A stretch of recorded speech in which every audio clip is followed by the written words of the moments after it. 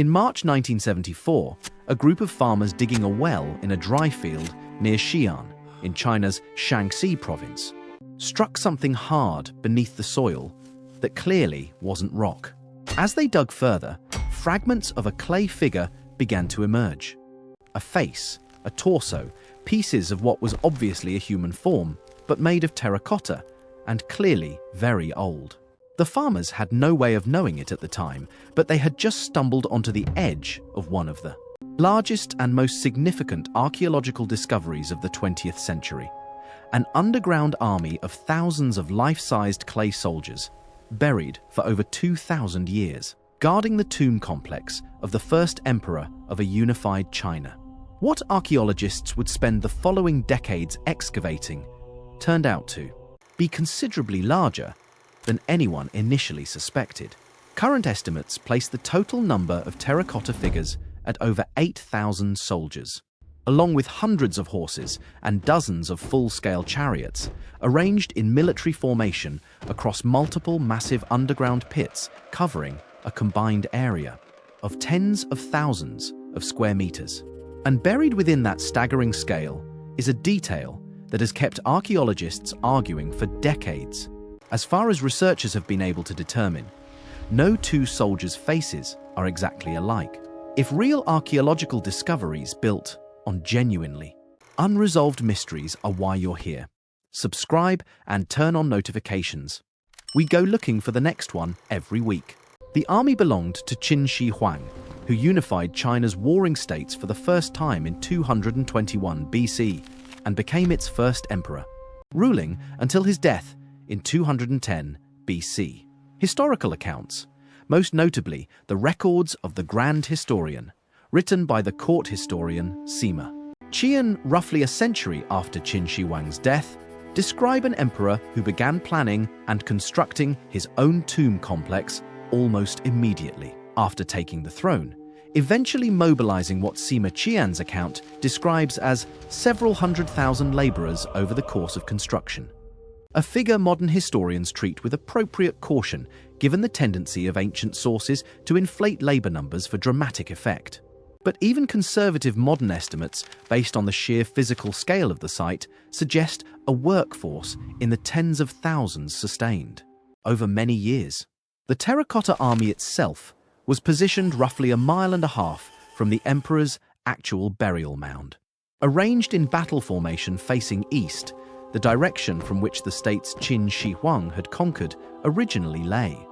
An orientation archaeologists interpret as a deliberate defensive posture, protecting the emperor's spirit in the afterlife from the very territories and peoples his armies had subdued in life. The largest of the excavated pits, designated Pit 1, contains the bulk of the infantry. Arranged in precise columns exactly as a real Qin dynasty battle formation would have been organized, complete with archers positioned at the front, ranks and heavier infantry and chariots arranged behind them. The individual craftsmanship involved in producing thousands of distinct figures at genuinely life-sized scale, most standing around 5'8" to 6'2", depending on rank, represents a manufacturing achievement that archaeologists have spent considerable effort trying to actually understand mechanically, not just admire. Analysis of the figures has revealed that they were not, in fact, individually sculpted from scratch, one at a time, in the way a single portrait statue would be.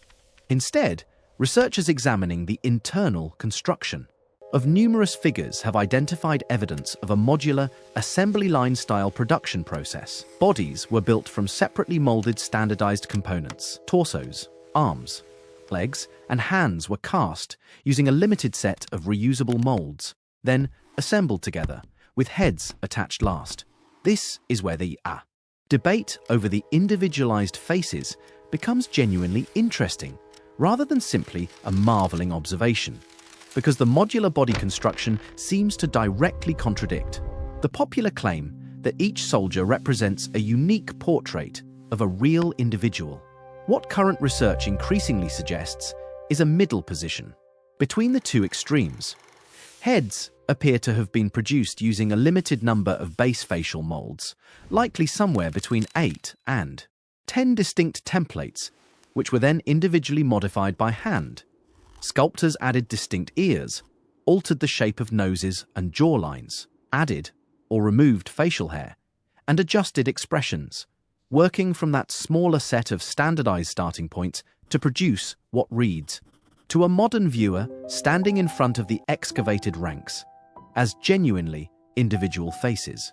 Whether this hand finishing was meant to represent specific, real soldiers from the emperor's actual armies, or was simply a stylistic choice to make a mass-produced funerary army feel more convincingly alive and varied, remains a genuinely open question that current archaeological evidence hasn't definitively settled either way.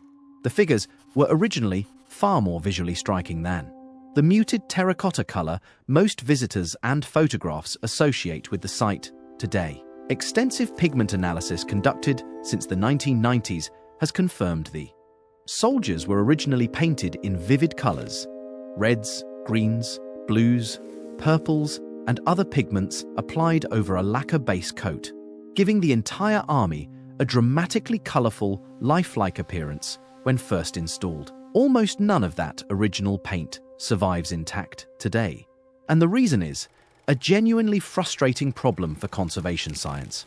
The lacquer base layer beneath the paint dries and curls extremely rapidly, once exposed to the dry air of an excavated pit, causing the paint layer to flake and peel away within minutes to hours of exposure, unless immediately and expertly stabilized.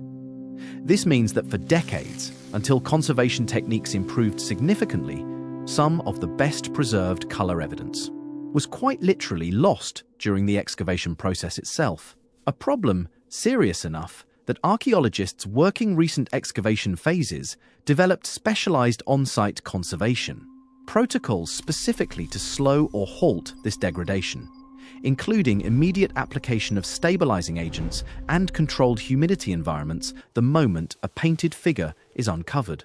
The weapons buried alongside the soldiers add another genuinely surprising layer of technical sophistication.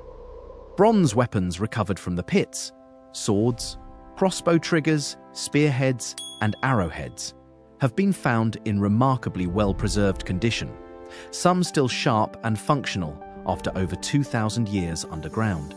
Metallurgical analysis has determined that many of the bronze blades were treated with a chromium oxide coating, a corrosion-resistant treatment that some early researchers speculated might represent a genuinely advanced, ancient metallurgical technique developed centuries before comparable rust prevention methods appeared elsewhere.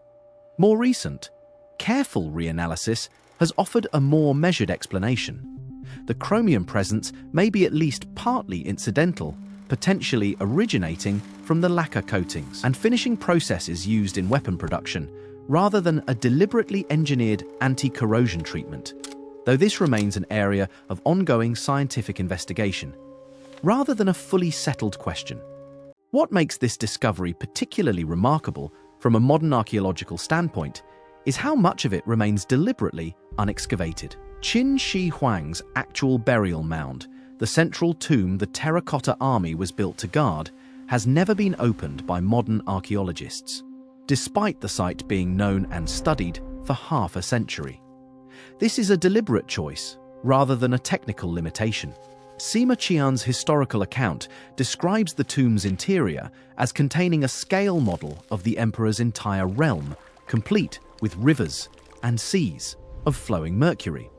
And while historians treat the most elaborate details of this account with appropriate skepticism given its second-hand, later composition, soil samples taken from the mound in recent decades have detected genuinely anomalous concentrations of mercury in the surrounding earth, concentrations significantly higher than natural background levels for the region. Physical evidence that at minimum lends some credibility to at least the broad outline of Sima Qian's description. Chinese archaeological authorities have stated that current preservation technology isn't yet considered adequate to guarantee the safe excavation and conservation of whatever the tomb actually contains, given the catastrophic paint loss problems already experienced with the terracotta soldiers. and have opted to leave the central tomb sealed until conservation science advances further, a genuinely unusual and disciplined act of archaeological restraint, given how significant the site already is. The site remains under active excavation and study more than 50 years after that initial well-digging accident, with additional pits and structures within the broader tomb complex still being investigated, and new figures, weapons, and construction details continuing to emerge from ongoing fieldwork. What began as farmers striking an unexpected clay fragment while digging for water turned into the recovery of an entire underground army. Built by an emperor who unified a civilization, guarded by thousands of individually finished faces, whose exact purpose and inspiration modern archaeology still hasn't fully resolved, standing watch in formation over a tomb that, more than 2,000 years later, remains sealed precisely because we still don't have a way to open it without losing something in the process.